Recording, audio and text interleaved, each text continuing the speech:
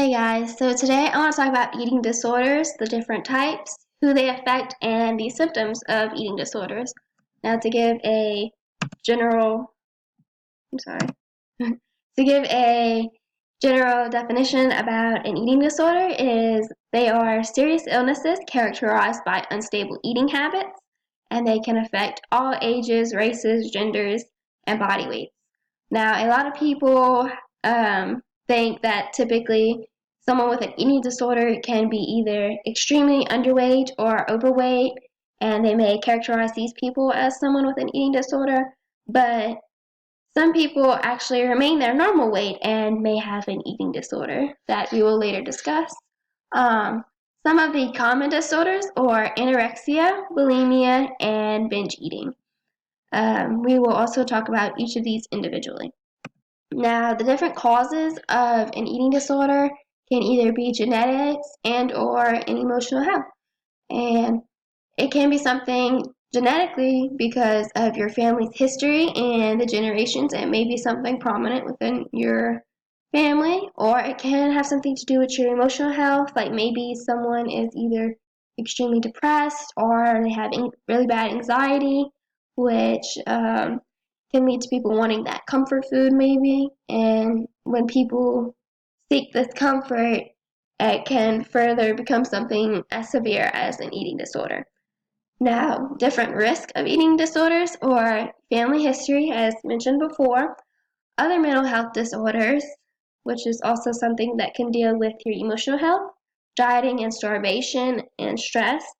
See, some people may think that they have a very poor body image, and this can lead to them going into extreme dieting or starving themselves to feel more comfortable with themselves and how they look. They can be treated, but it is best to seek this treatment early because of the severe symptoms that eating disorders can cause. Now, some of the treatment plans are therapy, medical care, nutritional counseling, and medications. Sometimes it can be a combination of all these approaches or some of these approaches. It all depends on the person and their situation. To prevent, it is also like treatment. You want to prevent it early. The best prevention methods are to talk to your children or children at a young age because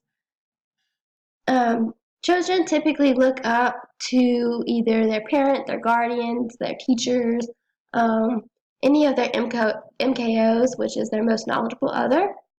In this case, you want to avoid dieting around them, maybe even talk to them about why you're dieting, and support a healthy body image. You want them to feel comfortable with themselves and how they look and their weight. So if they may feel like because they're not a certain size that they are overweight or they are underweight, and this can lead to them getting an eating disorder. But if it's severe enough, you may want to seek help from your child's doctor. Now, the first eating disorder we're going to talk about is anorexia. People with anorexia see themselves as overweight when they're actually extremely underweight, and it's very unsafe for their health. These people are constantly weighing themselves, and they'll restrict the amount of food and the types of foods they eat. So they will eat very little portions, and they may even eat foods that that don't give them enough nutrients.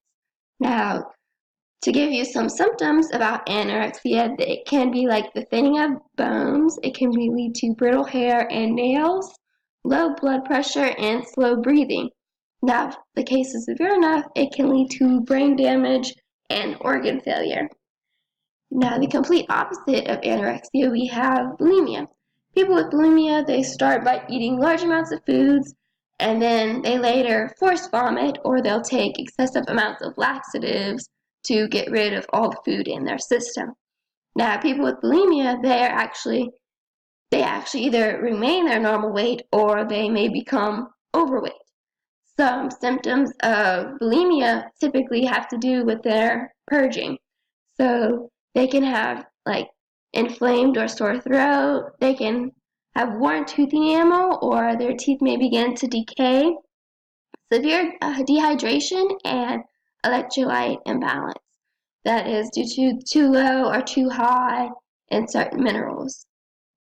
After bulimia, the next one is binge eating disorder. Similar to all the previous disorders, these people are unable to control their eating habits, and which leads to their poor health.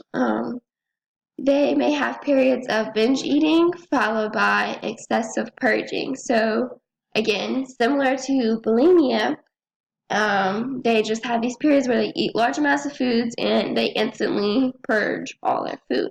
But unlike bulimia, these people can result in being overweight or obese. That is just a summary of some of the most common eating disorders. I found a few statistics that I found are interesting. The first one is at least 30 million people in the United States suffer from an eating disorder. That includes all ages and genders, like mentioned before.